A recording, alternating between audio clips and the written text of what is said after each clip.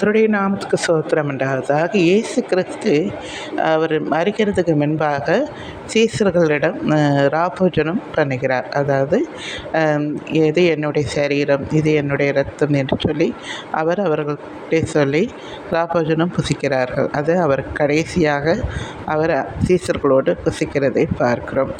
பிறகு அவர் சொல்லுகிறார், இதை நினைவு கூறும்படி நீங்கள் இதை செய்யுங்க, நான் வரும் வரைக்கும் நீங்கள் இதை செய்யுங்க என்று அவர் சொல்லுகிறார். ஆனால் ஆலயத்துக்கு கூடி வர்றவங்க என்ன தெரியுமா செய்கிறாங்க? அதை யோசிக்கிறதே இல்லை. ஏதோ அதை முந்தி போய் சாப்பிட்டா ஆசீர்வாதன்ற மாதிரி கடகடன்னு ஓடுவாங்க. நிறைய பேரை பார்த்துருக்கேன். நான் தான் ஃபஸ்ட்டு எடுக்கணுன்ற மாதிரி அப்படி போவாங்க சிலர். அப்படி அந்த மாதிரி போகக்கூடாது தான் இங்கே வேதத்தில் பவுலடியார் கொரிந்தியரில் சொல்லப்பட்டு இருக்கிறது. 1 கொரிந்தியர் 11ஆம் அதிகாரத்தில் 20லேருந்து நீங்கள் வாசித்து பார்த்தீங்கன்னா, நீங்கள் ஒரு இடத்தில் கூடி வரும்போது அவனவன் தன் சொந்த போஜனத்தை முந்தி சாப்பிடுகிறான். ஒருவன் பசியாக இருக்கிறான், ஒருவன் வெறியாக இருக்கிறான். இப்படி செய்கிறது கர்த்தருடைய ராபோஜனம் பண்ணுதல் அல்லவே. புசிக்கிறதுக்கும் குடிக்கிறதுக்கும் உங்களுக்கு வீடுகள் இல்லையா? தேவனுடைய சபையை அசட்டை பண்ணி இல்லாதவர்களை வெட்கப்படுத்துகிறீர்களா? உங்களுக்கு நான் என்ன சொல்லுவேன்?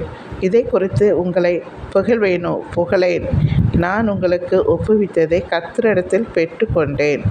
என்னவெனில், கர்த்தராகிய இயேசு தாம் காட்டி கொடுக்கப்பட்ட அந்த ராத்திரியிலே அப்பத்தை எடுத்து ஸ்தோத்திரம் பண்ணி அதை பிட்டு, நீங்கள் வாங்கி புசிங்கள், இது உங்களுக்காக பிற்கப்படுகிற என்னுடைய சரீரமாக இருக்கிறது என்று நினைவு கூறும்படி இதை செய்யுங்கள் என்றார். ராபோஜனம் பண்ணின பின்பு அவர் அந்தப்படியே பாத்திரத்தையும் எடுத்து, இந்த பாத்திரம் என் இரத்தத்தினால் ஆகிய புதிய உடன்படிக்கையாக இருக்கிறது. நீங்கள் இதை பானம் பண்ணும்போது எல்லாம் என்னை நினைவு கூறும்படி இதை செய்யுங்கள் என்றார். ஆகையால் நீங்கள் இந்த அப்பத்தை புசித்து இந்த பாத்திரத்தில் பானம் பண்ணும்போதெல்லாம் கர்த்தர் வரும் அளவும் அவருடைய மரணத்தை தெரிவிக்கிறீர்கள். இப்படி இருக்க, எவன் அபாத்திரமாய் கர்த்தருடைய அப்பத்தை புசித்து அவருடைய பாத்திரத்தில் பானம் பண்ணுகிறானோ அவன் கர்த்தருடைய சரீரத்தையும் இரத்தத்தையும் குறித்து குற்றமுள்ளவனாயிருப்பான். எந்த மனுஷனும் தன்னைத்தானே சோதித்தறிந்து இந்த அப்பத்தை புசித்து இந்த பாத்திரத்தில் பானம் பண்ண கடவன்.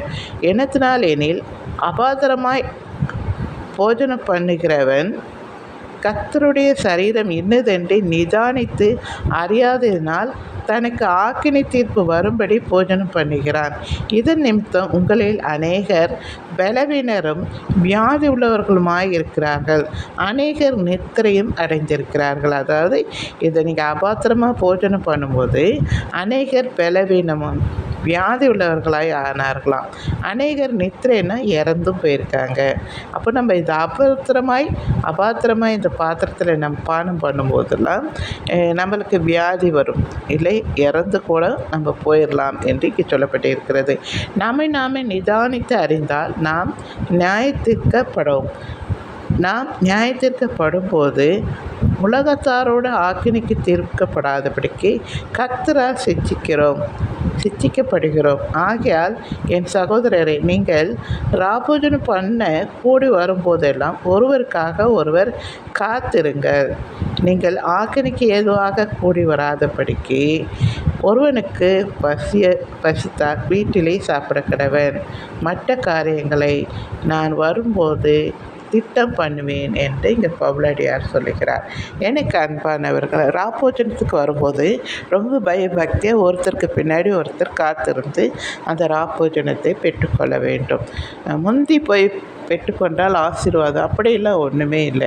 உங்களுக்கு பசியாக இருந்தால் நீங்கள் வீட்டில் போய் சாப்பிடுங்க, வீட்டில் சோறு போட்டு சாப்பிடுங்க. இந்த ராபோஜனத்தில் நீங்கள் அப்படி செய்யாதீங்க அப்படின்னு இங்கே ஆண்டவர் சொல்கிறார். அதை நினைவு கூறும்படியாய் அவர் நமக்காக சிலுவையிலே நமக்காக மரித்தார் என்று நினைவு கூறும்படியாய் இதை அவர் வரும் வரைக்கும் நாம் செய்யணும்னு அவருடைய இது கட்டளை. அதுதான் இங்கே ஆலயத்தில் நடந்து கொண்டே இருக்கிறது. அதை நம்ம சரியாய் ஒழுங்காய் செய்யணும். செய்யலைன்னா அவர் நமக்கு பலவீனமும் வியாதியும் மரணம் கூட நேரிடுமா நம்ம அபாத்திரமாய் செய்யும் போது. சரிங்களா? அதனால் இதை புரிஞ்சு ராபோஜனத்தில் ஒழுங்காய் பங்கு பெறுங்க. தேங்க்யூ.